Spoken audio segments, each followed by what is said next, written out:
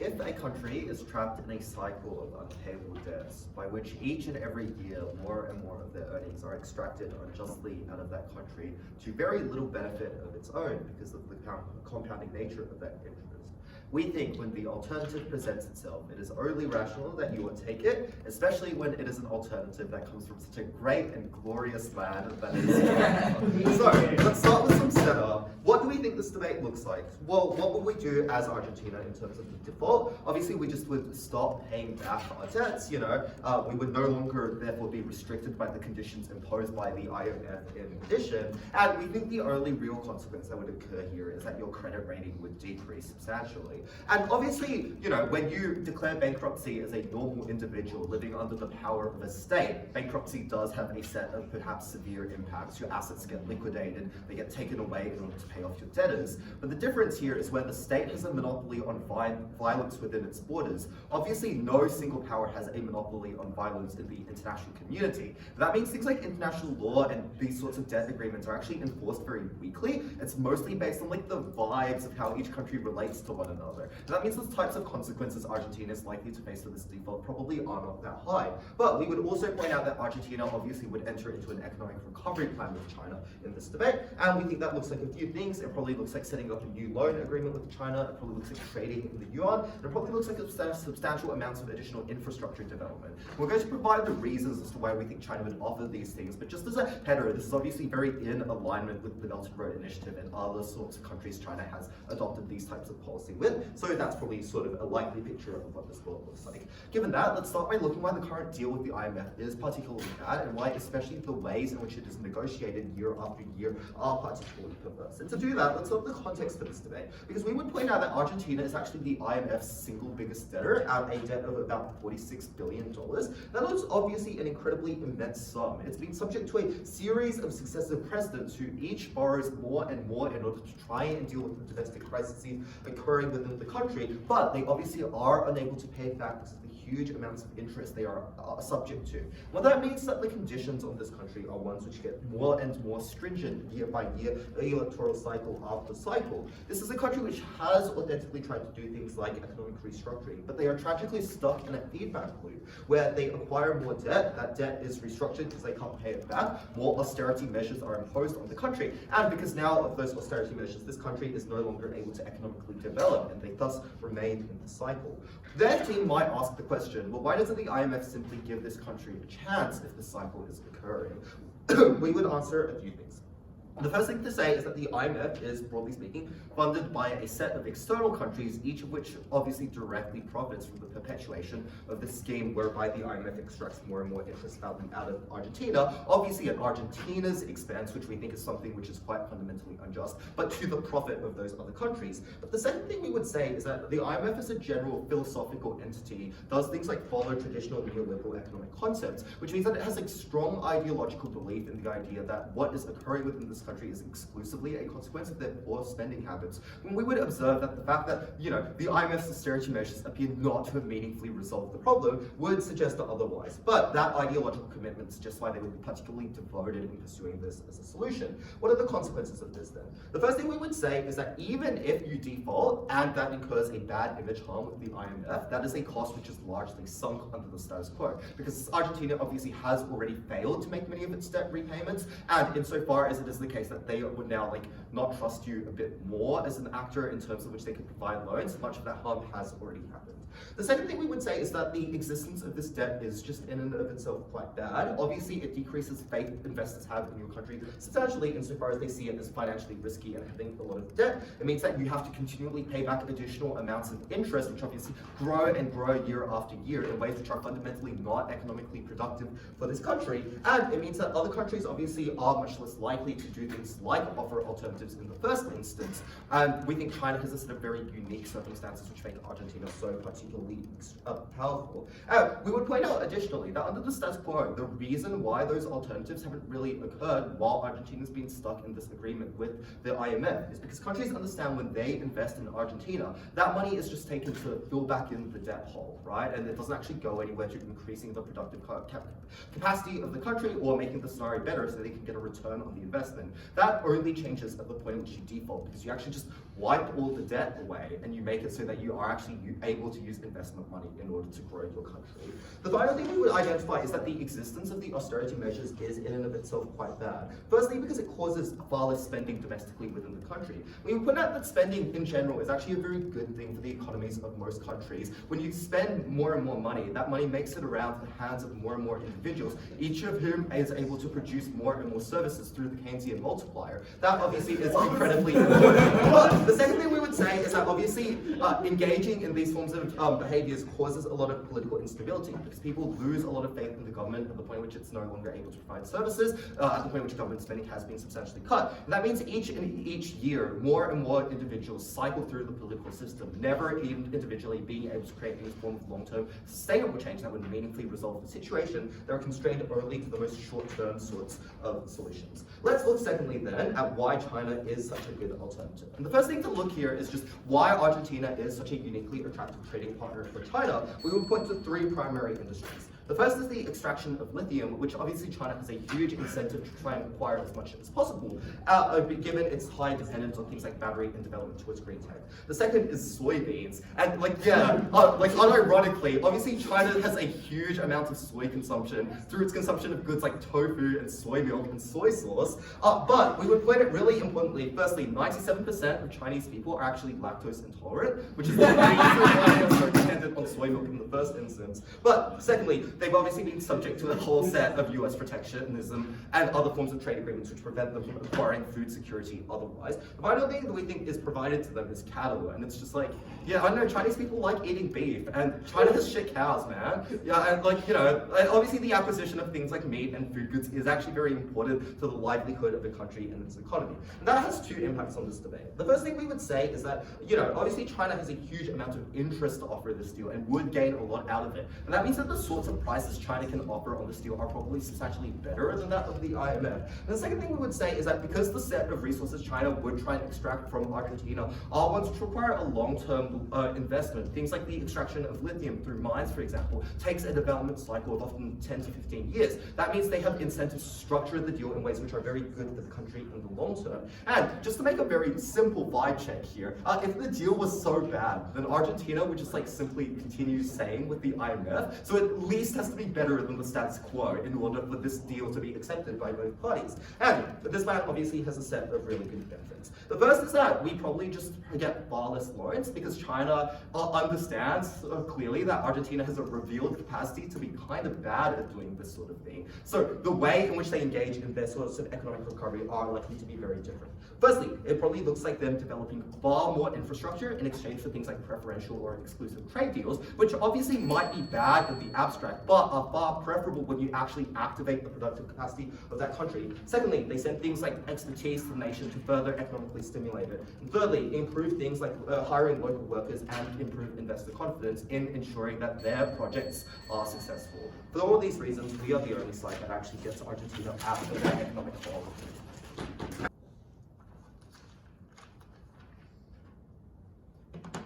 China's BRI seems bad. It's known as a debt trap. Seems bad. Its trend is to use this debt to abuse sovereignty. Seems bad. It steals labor by parachuting Chinese migrants into those nations to build the infrastructure, quote unquote. Seems bad. We spent 2 minutes explaining why you can export soybeans and fucking lithium from Argentina or to Argentina. We'll just sell Argentina's lithium to China. Seems equivalent there. Unclear why China has enough money to do this. Also, I can't believe I have to do this. Inflation gets worse when you increase spending. So all their Keynesian multiplier bullshit makes the inflation problem worse. 3 points of center. What would we do on side negative? We would not default and we would instead pursue an active renegotiation with IMF in 2 ways. Firstly, pursuing new loans. Secondly, re-establishing and changing the conditions of outstanding loans, i.e. extending the period of payback, things like that. Secondly, on Argentinian interests. Obviously, governmental power, governmental sovereignty, and just being able to exercise democratic authority given that it's democracy, but also having more money and not being in inflation like fucking hell seems good because you need to use money to do all of the things the government seems to want to do and make sure that all of your people aren't starving and having cholera. 3, in terms of austerity and what IMF has already done. Obviously, they allow, I guess, economic management in terms of telling you what you can do and what you can't do, but also probably give guidance in a variety of ways, also gives money. We would challenge the counterfactual. We would say it's actually probably working the status quo. Firstly, 3 arguments. Why Argentina shouldn't default. Secondly, why China bad. Thirdly, why IMF negotiation good. Cool. Context of this first argument.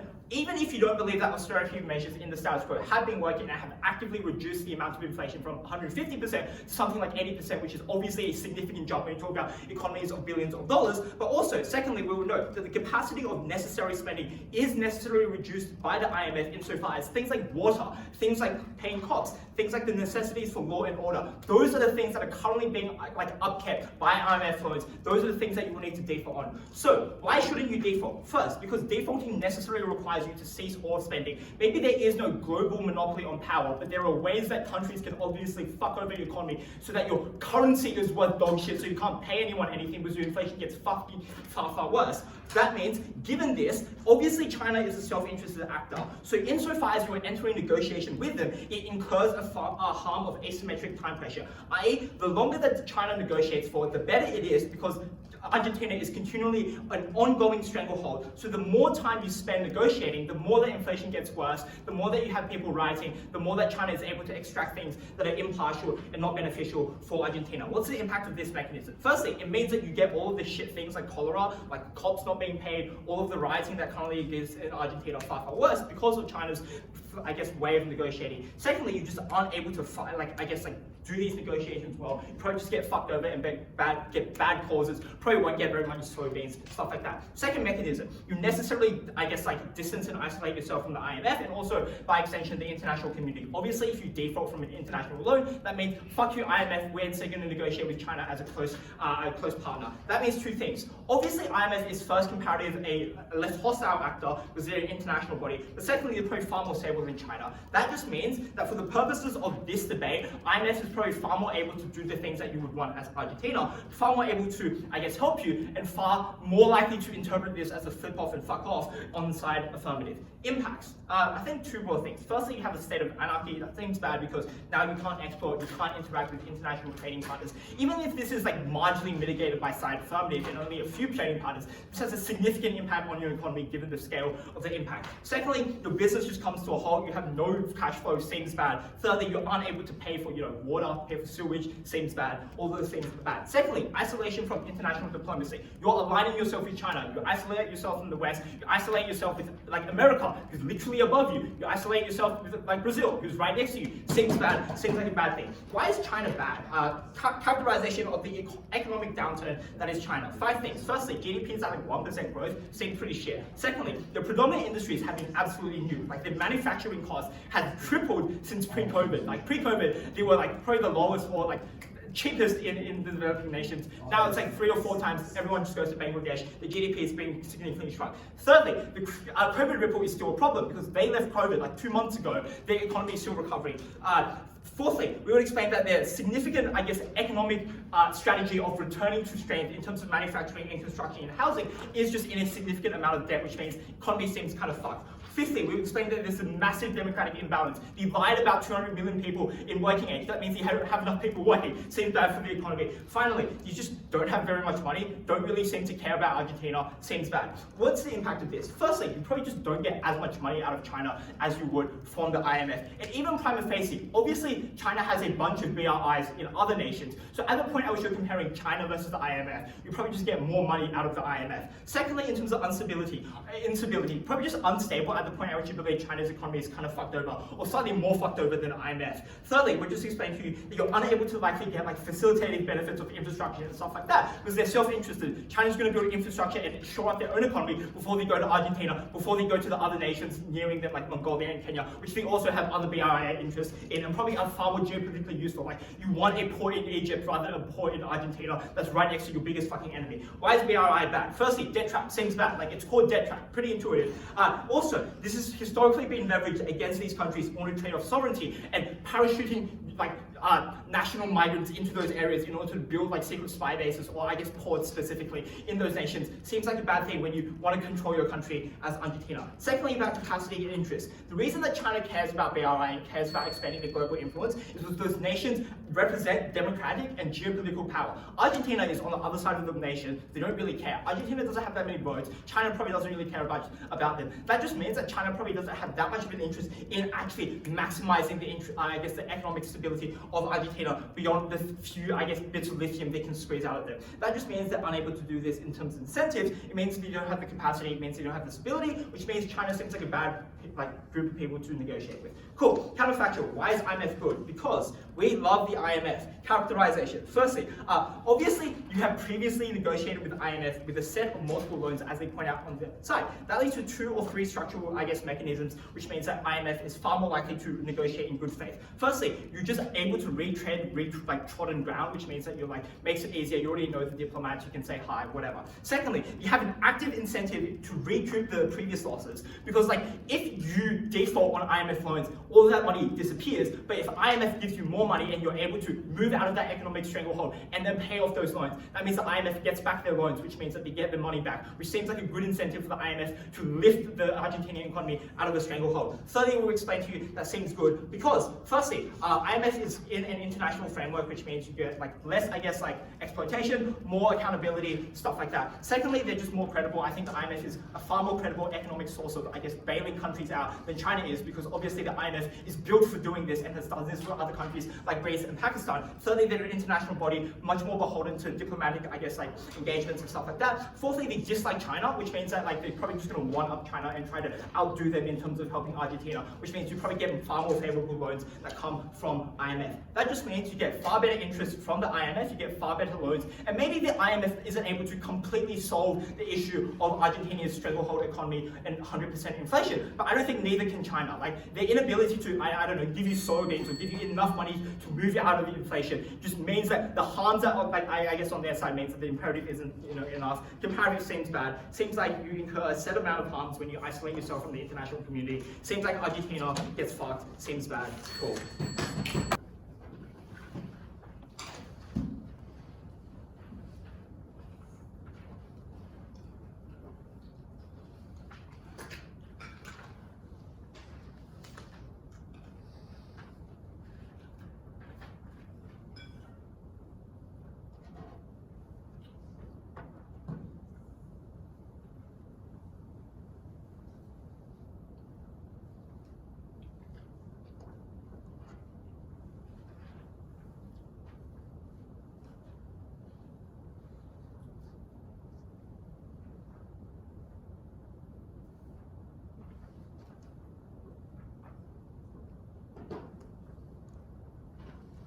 God, it frustrates me to no end that we've reached 2023 and teams are still running these one-dimensional China bashing cases, despite the fact that Belt and Road has proven to not be a debt trap because there has been sufficient competition in the international lending market and people have chosen to go to China because they offer a deal. Because the fact that China has been willing to forgive the debt and restructure the loans in many African countries demonstrates the inclination towards moving towards engaging with these countries in better faith, and because they care about international reputation and they care about things like scrutiny. Because China genuinely does want these countries to thrive in order to facilitate a system of international trade which might be in their favour, but is one that's at least competitive with the Western consensus. The very fact that this is a team which runs arguments of legitimately an Economist article in 2016 is probably why they're going to lose this debate. The first thing I'm going to do here then is compare the incentives of the IMF and China when it comes to renegotiating a loan or negotiating an economic recovery plan. They tell us that the IMF is likely to negotiate better because there is a history of negotiations.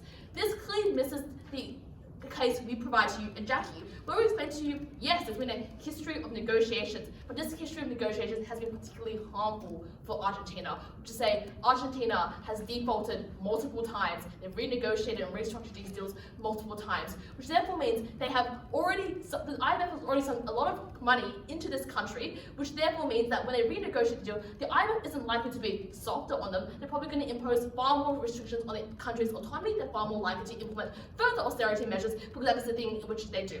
Compare this to China, who has had a positive relationship with Argentina for the vast majority of the last 2 decades in the form of a Mercosur, but also in the form of existing soybean trade and also in the existing forms of investment which occurred even prior to the Belt and Road, but during 2008, not during 2008, during like 2005, when they invested in radio and telecommunications, or as well as building kind of infrastructure to facilitate the soybean trade.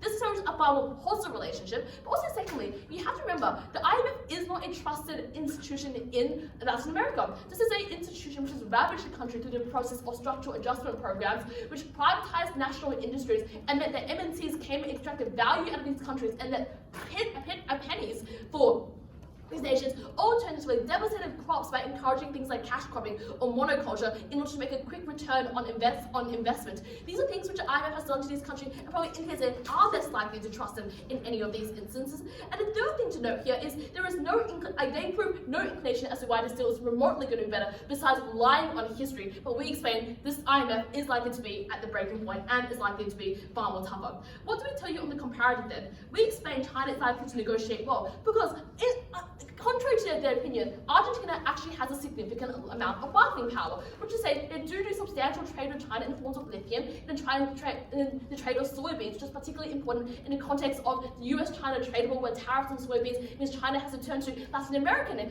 exports in order to deal with their food security issues in that country. It means that China is deeply unlikely to fuck you over because there is something Argentina can offer them. Compare this to the situation of IMF, where Argentina has functionally been indebted to them for the vast majority of time there. That is why I think China is far more likely to be a good faith actor. That is why I think the IMF is far more likely to screw over this country in negative ways. But now, secondly, let's look at the question of how do these countries invest in Argentina? Because if you want to talk about inflation, the way the IMF invests isn't to do FDI or isn't to just build things directly. They just give you a loan and then you're supposed to spend it in a way which is particularly good. But given the instance that the government has indicated whether they're probably unable to spend well or have to spend in particular ways, that probably means that the way in which development occurs is unlikely to curb inflation in any moment because you are functionally injecting more money into the economy, so it gets worse. The difference with China here is that they don't give you any loans because you're just going to use the loans to pay off your IMF debt. What China does is they go, look, we'll have a deal with you. We'll come in and do a lot of FDIs. We build things here, we build roads for you, but maybe we take a return of the profits you get from it later. That is how the transaction occurs.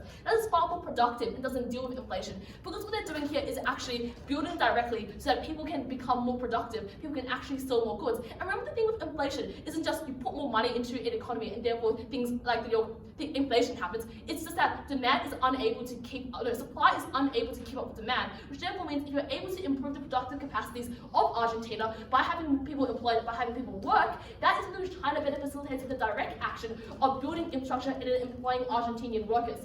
Their claim here is that we'll just put in Chinese people. But the thing is, you have to put in Chinese people in countries like South Asia and Southeast Asia because they're geographically proximate and you can just rule them over. Argentina is on the other side of the ocean and it's far more of a bigger trek for Chinese people, and as a result they're far more likely to employ people who come from that area. But secondly, because of all the aforementioned reasons as to why China wants something out of Argentina and wants to retain goodwill, that probably means that Argentina has the ability to bargain in a way which means that their workers are far more likely to get employed. Which means at the point where China is likely to do far better investment, we can be far better able to follow the issues of inflation come to that side. But the second thing I'd observe here is that China also doesn't need to rely on giving loans. China can literally just ask you to trade more in the yuan and make that your reserve currency. And that is particularly important in China's own interest because they clearly want to internationalize the yuan so they can influence global international trade in a far better way. Initially, why did you want things in the USD? You want things denominated in the USD in order to, reduce exchange rate risk and also to increase purchasing power, which is important if you trade a lot with countries like the US. The problem is, because Argentina is already currently shifting towards China, denominating your reserve currency in the yuan is particularly beneficial because it means you're able to buy more for less when it comes to engaging with China. The second actual benefit of here is also just that this aligns with the other incentives of Latin American countries, which means there's better economic integration in this area as well, right? Because countries are broadly moving towards China and Latin America. You can see with the fact that countries now no longer recognize Taiwan as a sovereign nation in the case of El Salvador, but more so other countries like Brazil are starting to make yuan their reserve currency and doing things like currency swaps. That therefore means there are better is not only better economic integration with China, but also with other areas in other countries in the area who share similar kind of productive capacities, similar industries, where you can trade and move workers across borders in such a sense. That was an enormous benefit to Argentina, and one which uniquely occurs when you work in lockstep with the rest of the countries in your area, as opposed to continuing upon a line which we don't even have anymore, the USD, to be able to do so there. So, at the end of this argument, what must you believe? China is both able to give you better aid, but also is like to negotiate better than the IMF, and that therefore means I think you probably squarely win on who is the better actor to engage with. I guess our last critique here is that if you ally with China, everyone in the international sphere is going to hate you. Number one, clearly just fear-mongering, because there's heaps of countries in the BR, right? There are heaps of countries who also call China. Unclear why you can be an international pariah. But secondly, people also recognize the fact that international trade is a competitive environment, which is say if you want to kind of ally with Argentina, maybe you should go and compete better in these instances. That was not a harm which was ever going to manifest or ever going to be remotely important when you care primarily with the domestic situation and feeding your people and ensuring things like protests and riots do not occur. So there is that. The second thing I'm going to do here is to once again mitigate all the harms when it comes to the harms of default. Because they kind of just go, well, defaulting was really bad because now you can't pay your police officers and everyone's going to get cholera, which is, I think, is a massive negotiation. Because Jacky very clearly sets up to you what the harms of default is, which is the main harm of default is that your credit rating drops, which means no one else wants to loan to you because they can't trust you. The difference on the outside is that we have someone who's very willing to negotiate with you and very willing to give you loans, which therefore means the most salient harm is never going to exist there. But secondly, noting that default is also different between a state and an individual, which is that when an individual is like a default, you have to liquidate your assets and then your creditors come and collect whatever amount they can do so. That doesn't happen in the context of a state where you just like simply default and what you've actually gotten is just free money from the IMF you never have to pay back. That is why the harms of default are unlikely to be engaged with this debate. At the end of this debate, they want a one-line case about China being bad. China is no longer this bad and it failure to engage it with it in nuanced ways why they must lose.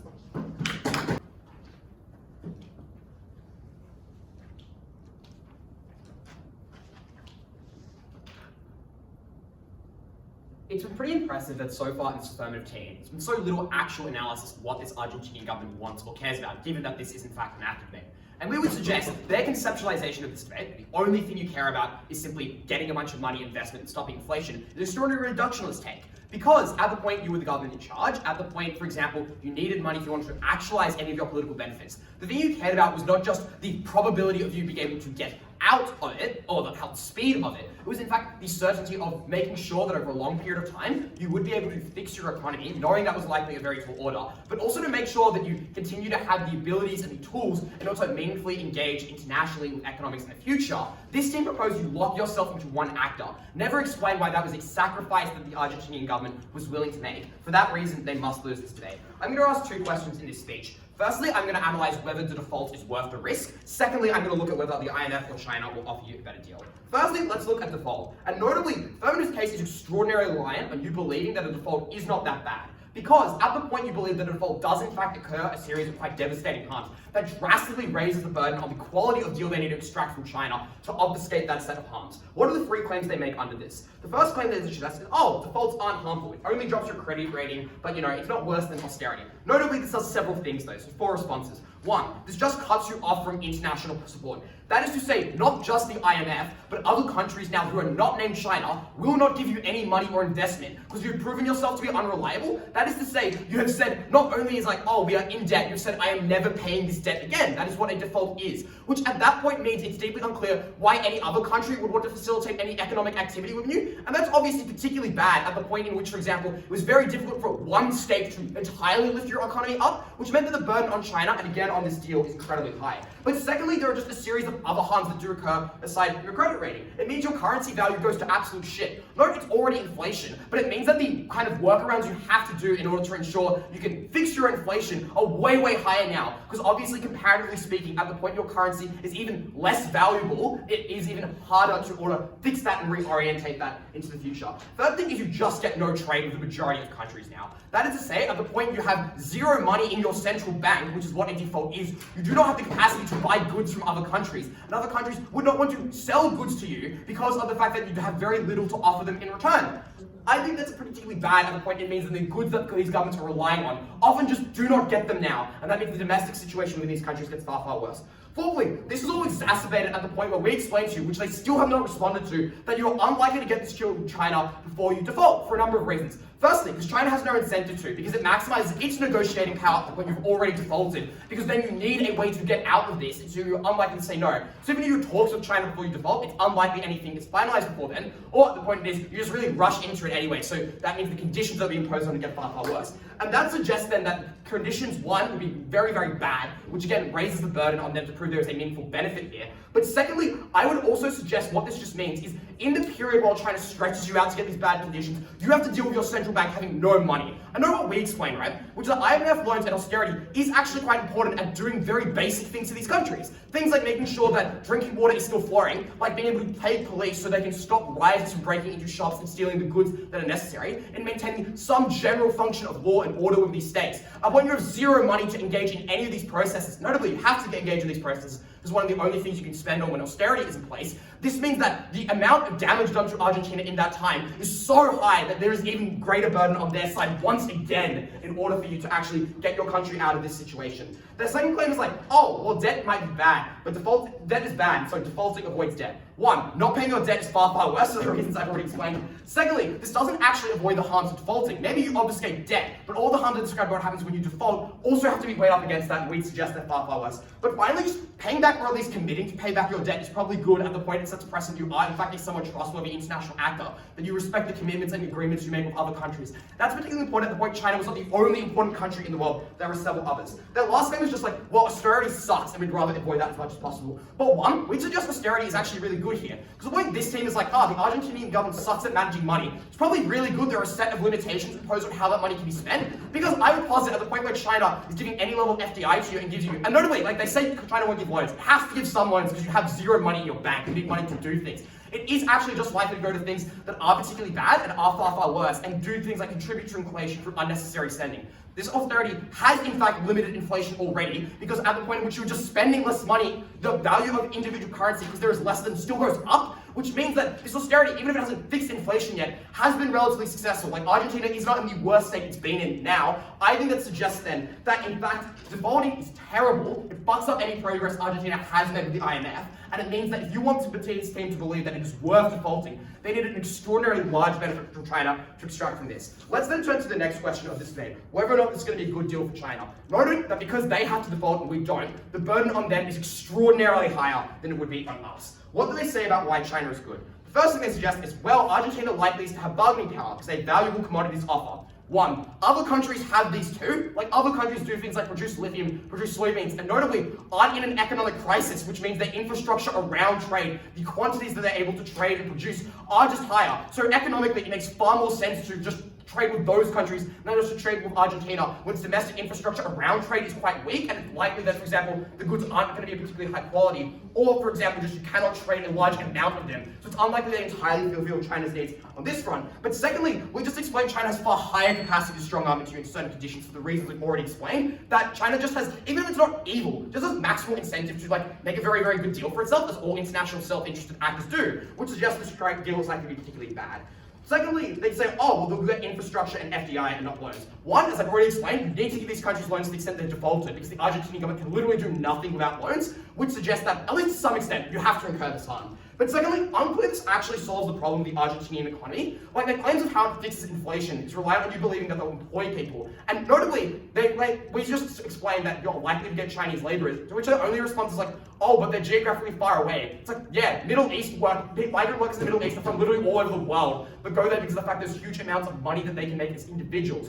I think there is no reason why China would actually want these Argentinian workers here. They never explain it. Whereas having Chinese workers there, 1, again, expands your sphere of influence in a way that's probably fairly good, but also just gives jobs to Chinese citizens, stimulates your own economy far, far more, which notably is really important, because they never engage in the context we explained that China right now is not in a place where it can actually meaningfully guarantee you out of this situation, because China is currently in one of the worst economic positions it's been in years. It's because of the fact it's been ravaged by a zero COVID policy, because of the fact that currently its own economy is like a hidden breaking point. People have not been employed for a substantial period of time. The amount of reserve funds it has, the amount of capital it has, is extraordinarily low. So you necessarily would believe that 1, this maximizes its incentive to want Chinese workers in the developing here, but it also maximizes the incentive to suggest that they're very unlikely to have the capacity to lift Argentina out of this situation in the first place. The third thing they're just like is, well, China's done this in the past. Notably, because of that context I've already explained, that China is particularly vulnerable and weak right now, this does not suggest that China will be good at doing this again. And notably, the last thing this does, which is, in engaging with China, you lock yourself out from engaging in any other country.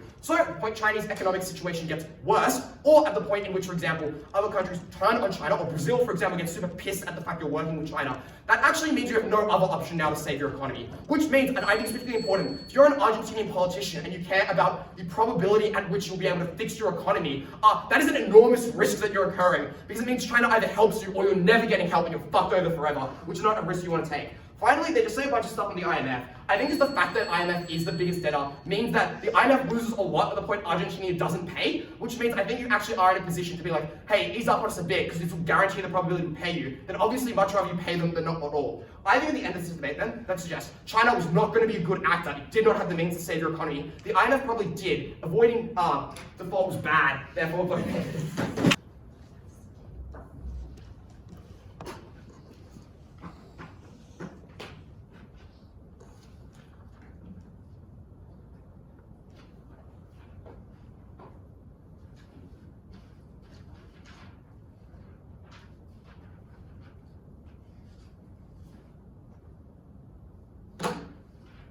When you're the biggest debtor to the IMF and you've consistently, over decades and decades, despite multiple bailouts, despite multiple restructuring loans, failed to pay back that debt, and that debt continues to balloon and balloon, realistically, in the eyes of the IMF and every other country in the world, there's actually no difference between you being a person that technically owes someone money and having no ability to pay it back versus someone who just will not pay that money back. Like, if you know that a homeless person who is living on the street, who has no future in their life, owes you $1 million and you know they never can pay it back, realistically to you and any other country that wants to trade with that homeless person, there's no difference between the homeless person saying, oh, I owe you or I don't owe you that money, because you know you're never going to get that money in the first place. That's a fundamental problem in their case, because they did pick at ours, but they never explain how exactly they pay back this debt. They don't ever explain how exactly they get economic recovery on our side. Our side is the only one that provides a salient solution. Firstly, what does defaulting mean? They firstly say this creates distance with the IMF. As I explained in my introduction, not only is the IMF a poor actor, as explained by Kat, but also the IMF has already got a very bad rating of you because you were literally the worst debtor, right? Like, you are literally the one with the worst reputation, and that is the case with other countries as well. But in terms of isolating with other countries,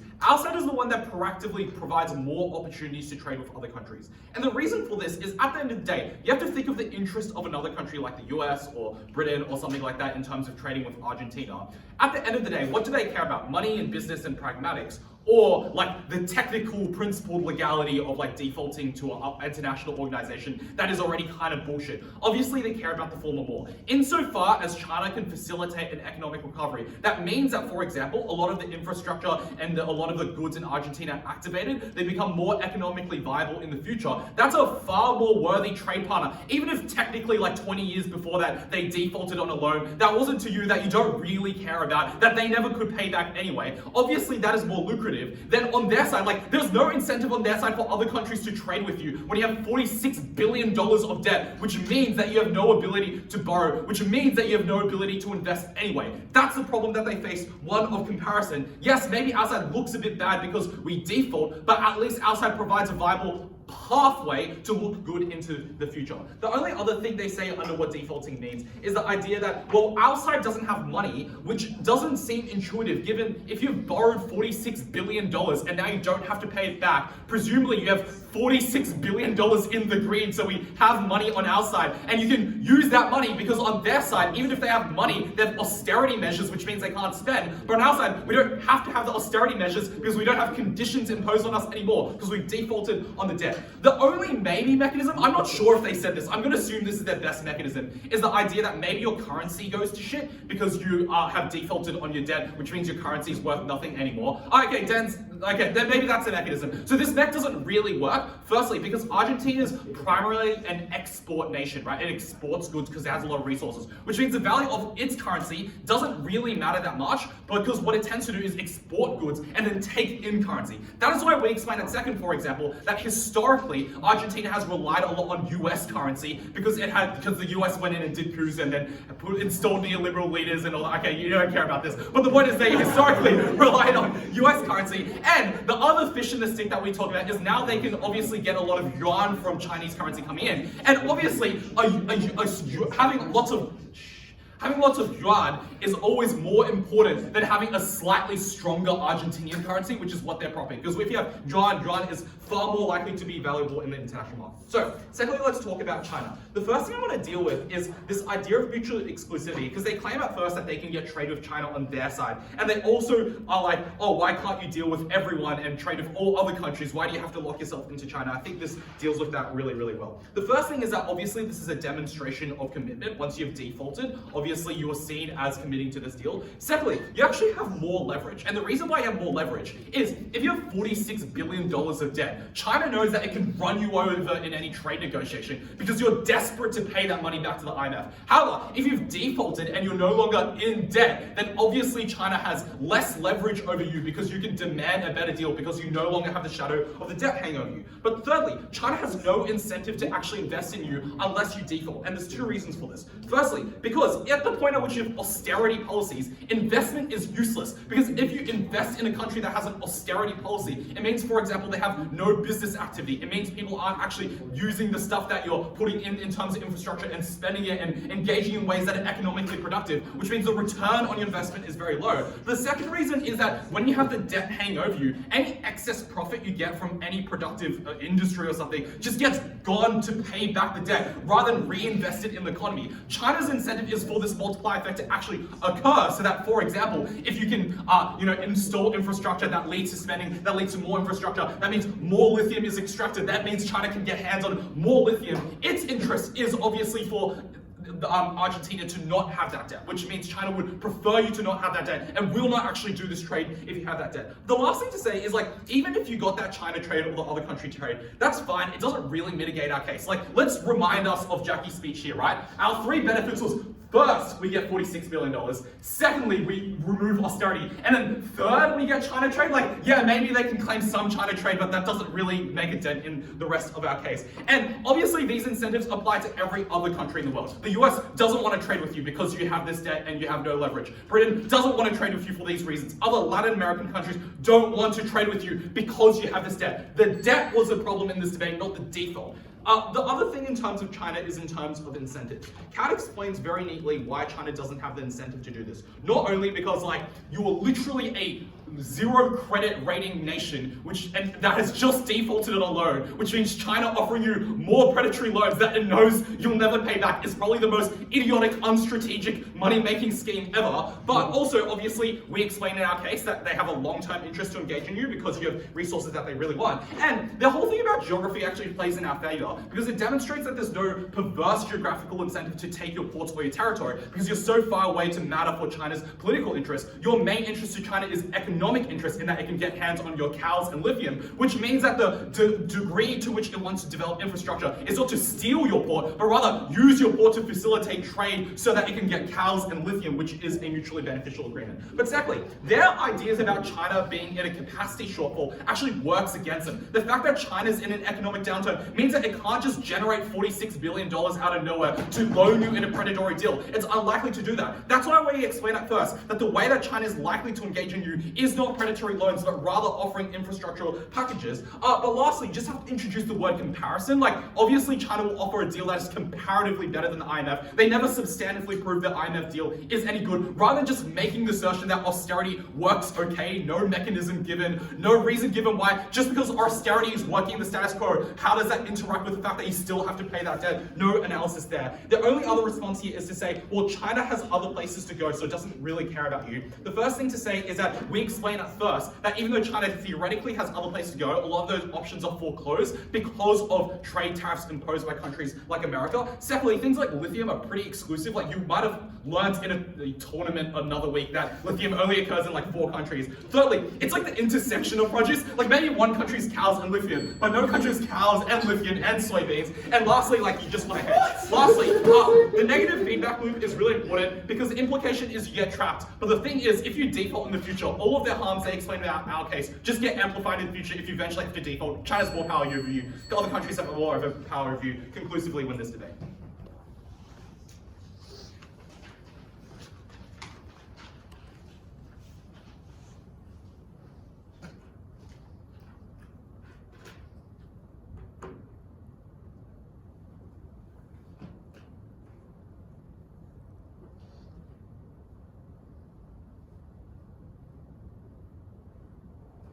As the biggest debtor to the IMF, you were their biggest liability, the party that they most wanted to keep on board, so they continue to have some possibility to get repayments from you, so they continue to have some ability to regain some of that investment they've made over time. That meant that the IMF was in fact incredibly likely to give you a good deal, but notably there are a series of other reasons they were likely to do this as well. Firstly, right, they just had an international community's interest in having stability in a region with a series of important resources. They wanted you to stay open and to trade with a range of different countries, and that was particularly important to them. So they were likely to give you an okay deal. But also, you had the ability under our side of the house to leverage the China option against them. You could say, if you don't give us a good deal, we may in fact go to China. That was another reason you would like to have a good deal with the IMF. They had significant interest in recouping your costs. They were likely able to give you wider support, insights into the way that you can better respond to your economy. The best they give us is that there's a cycle of debt, and they're kind of like neoliberal, like vested interests that care a lot about this. Sure, but those were far, far better things to have than the awful negotiation you were likely to have under China, and they were far, far better than the sorts of deals and debt trap diplomacy you're likely to get trapped into. But outside of that, there were a series of measures and consistencies that you had already engaged in for a number of decades, and that meant your country was aware of them, understood how they operated, and understood as a government how to respond and work with them over time. That was particularly important because it meant the IMF deal just wasn't that bad. You're between a rock and a hard place, so at the point where we mitigate the majority of the harms of the IMF deal, we're then able to point to the active harms of the Chinese deal and explain why it is so, so much worse. Let's now look specifically, firstly though, at the default in this country being super bad, right? They tell you that it's actually the debt that's putting investors off, that it's the debt that is the reason that people aren't investing in your country. That's not true, because countries around the world have significant amounts of debt. Australia has massive amounts of debt, the US has massive amounts of debt, Japan has massive amounts of debt, but people still invest in those countries. It is specifically the default that makes those, that is particularly harmful here, because it does deter future investment, because you are seen as unstable, unreliable, those are the things. But also specifically, default was super, super bad. They told you you had $46 billion in the bank. That obviously wasn't true, because the way that loans work is you take out the loan, and then as a government you pay that loan out to a series of things. Important services that are key to your nation. Waste collection, sewage, roads maintenance, police. Those sorts of things were being paid out over time, as well as return payments back to the to the loaner, right? What that meant is that when you defaulted on your loans, your bank account did genuinely run dry. Because Argentina's spending outstrips its GDP, that meant that you did just run out of money. You did just lose the ability to provide a functioning sewage and wastewater treatment plant for your people, so they got things like cholera. You lost the ability to do things like clear garbage from the streets. You lost the ability to make sure the streets were operative, to make sure that you could continue to drive roads along them, right? That was awful. And as a government, that was what you fundamentally cared about in this debate, because that was your democratic mandate. That's what kept you in power. That's what you as a nation cared about doing, was providing a quality of life and situation for your people that was something that they wanted. Default was awful. They tell you that you can just like stop paying this back. Obviously that's not the point. And especially at the point where you expect that the default is very bad and would put you in a difficult situation, you won't believe that the Chinese deal you have to take is far, far worse, because you don't have the bargaining chips that you claim, right? That they claim. Cool. Secondly then, how good was China? They tell us that China was a key trade partner and that they were likely to provide useful infrastructure. Notably, both things we already had access to in the status quo. We already sold the soybeans and the lithium. What we did have though was sovereignty over those. We didn't have to lock in a low price deal with China as part of our loan agreement. We didn't have to lock in the fallback of China taking control of the lithium deposits as part of our default on their debt, which was incredibly likely to occur at the point where you believe that we didn't have the chips they claimed we had, right? They tell us that China is yeah, cool. Notably here, I think the reason that the Chinese negotiation is likely to be particularly bad is because Argentina just doesn't have anything in particular to offer them. They have nowhere else to go at the point when they default on their loans, but also there's a significant power imbalance. That is that they do want to export these things to China, and they are likely to do that in a way that harms them because they are forced to do so because they do not have other options. When they point out very clearly that other nations don't want to invest in you for a series of reasons, that is true, and it means that you do not have the option to go elsewhere. But also, when they push back on the one-dimensional characterization of China, it is important to note that there is a significant history of weaponized aid, of loans and infrastructure lent out to nations in a way and at a rate that is unsustainable for that nation to pay back, and that China has then actively worked to retake parts of those territories or to take significant loans over their ports and those sorts of things, right? And it meant that even if a China deal was particularly good, you still had foreign control over your critical infrastructure, over your ports and over your roads. And that as a nation was something that you did not want, because that crippled your ability to engage in your own self-determination, and that was particularly harmful, right? This looked like China fixing low prices on soybeans and that beef. It looked like a fall in entitlement to the lithium. It looked like the long-term plans, but also just looked like massive long-term port leases that stripped your country of the ability to engage in tariffs. They told you were likely to employ local workers under this Chinese deal, which was just untrue, because China could just ship in cheaper workers. Note the way they do this in Mexico at the moment as a way to circumvent the trade war with China, which means that goods export from China to about Mexico, they series of special economic zones that are largely staffed by Chinese workers who are just significantly cheaper. They tell you specifically China will give you things like infrastructure, told you that foreign control of the infrastructure is bad. They tell you that Latin America is slowly shifting towards like China generally. Obviously this is speculative and it's totally unclear what scale this is going to occur and why that is particularly important in this debate. So that point probably falls out, right? Notably here, having infrastructure alone from China didn't solve the fact that your spending outstripped your GDP.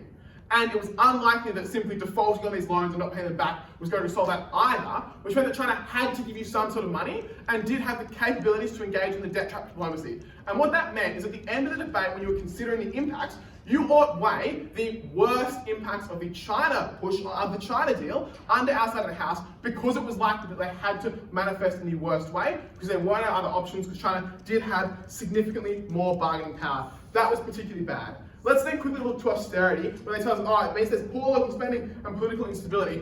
Obviously, those things get far, far worse at the point where you default for any period of time. Because at the point where you have no faith in your government's ability to ensure your currency, you have no reason to believe in any of the existing systems. At the point where there is no longer a police force on the street and your toilets no longer flush, there was again no reason to care about the government and no reason to have political stability that way. Local spending was unlikely to change under a deal that responded to large government economic concerns, right? They tell you that that Argentina is a net exporter. This is obviously not the case. They are a majority household income economy, household consumer goods economy, but also if it was true, they wouldn't be experiencing massive inflation at the moment, but engaging in a very robust export market, right?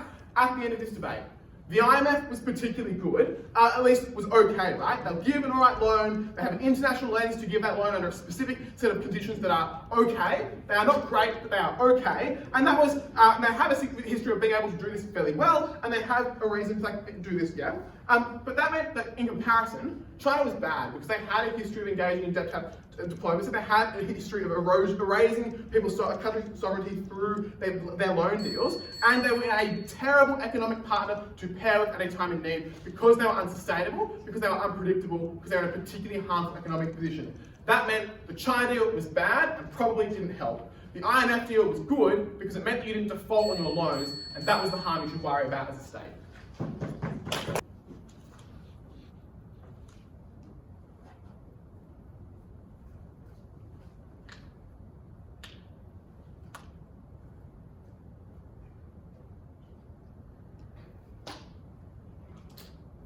This negative team loses for the very simple reason that they are unable, affirmative team, because they are unable to weigh up the harms and benefits that the burden of this motion sets upon them.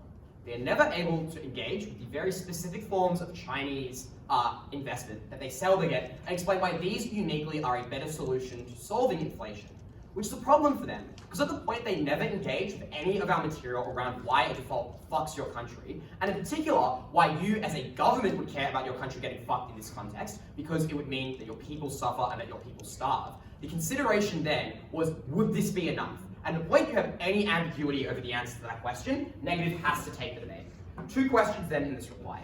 Firstly, does the IMF have the willingness and capacity to positively engage with Argentina? And secondly, is China coming to safety? Firstly, let's look at the IMF.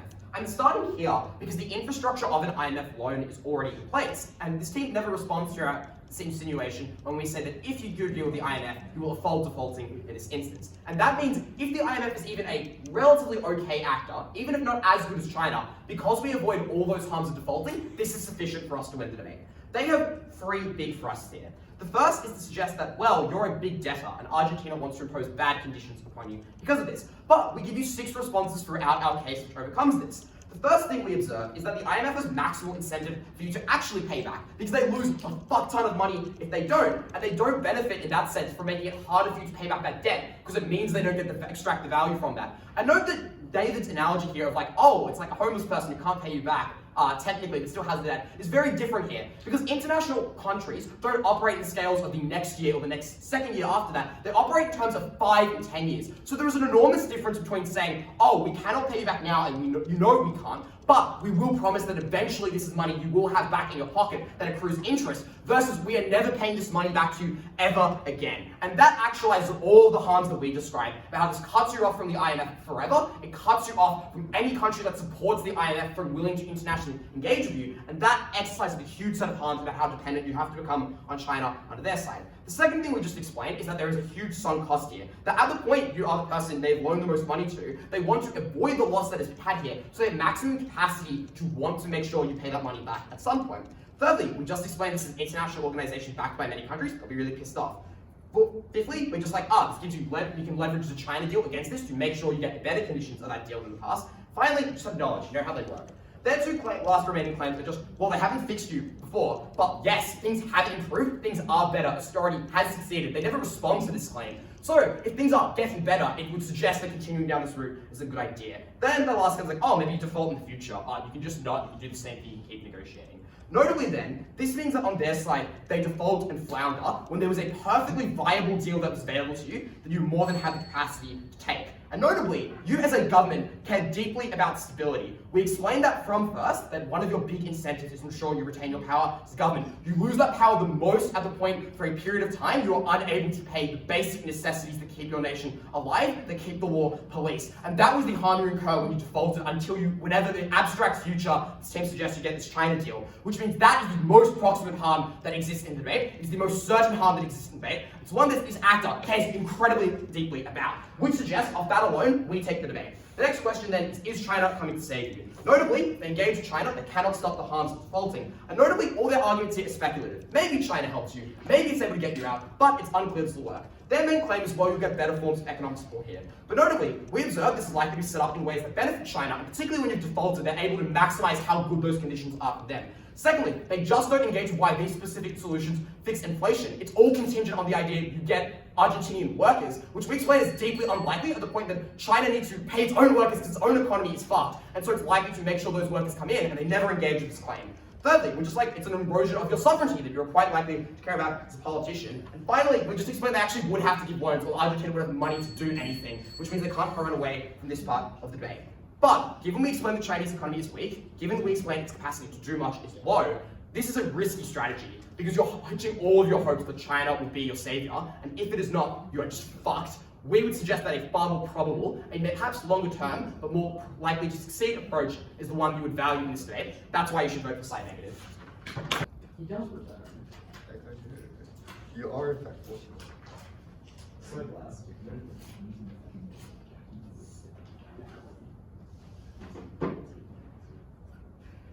Sorry, I can't deal with my team shit talking at me. Damn, so rude. This is getting a little bit cold. Let's start this debate by looking at the Chinese deal, because I think this is a negative team which is deeply confused about the nature by which China will operate. In one breath, they tell you that China is currently in an atrocious economic crisis by which internally they have no manufacture, their GDP is declining, and they're in desperate need of resources. But in the same breath, they tell you that China has the power to hold their extractive authority over Argentina to get the greatest amount of concessions from that country by exerting all of their so-called economic power. And that contradiction really underpins the bulk of this negative case, because we give you the coherent vision, which is just to say that China obviously does have a lot to gain from the sorts of resources that could be extracted. And that has a set of very positive implications for our side. The first of it, which is we just get substantially better amounts of infrastructure within this country. And that's something we never really hear a response to by this team, because it's really self-intuitive that insofar as these resources are in demand and China has the capacity to develop them, that is in and of itself quite a good thing. We attach an additional benefit to this, which is you employ the local workers. And their team says that China might have an incentive just to fly in its own domestic workers, but their own characterization around the state of Chinese manufacture and the economic and geographical reasons we provide to you is sufficient to suggest that they probably do hire locally in ways which are highly productive to local spending. But even if you didn't believe any of this, we also explain to you why allying with China induces economic alignment with regional powers like Brazil and El Salvador in ways which are incredibly positive for the health of your nation's economy in the long term. And this overall suggests that even if the plan was to be negotiated in a way which is perhaps extractive and manipulative, which we would suggest it isn't, that deal at the very least probably was still in the interests of both parties because of the ways those incentives naturally aligned. At this point in the debate, I would normally compare our team's benefit and well to what their team provides. But tragically, we actually get very little from the side negative on the comparative. Because they simply tell you that, well, maybe let's stick with the counterfactual and she'll be right, it'll all end up okay.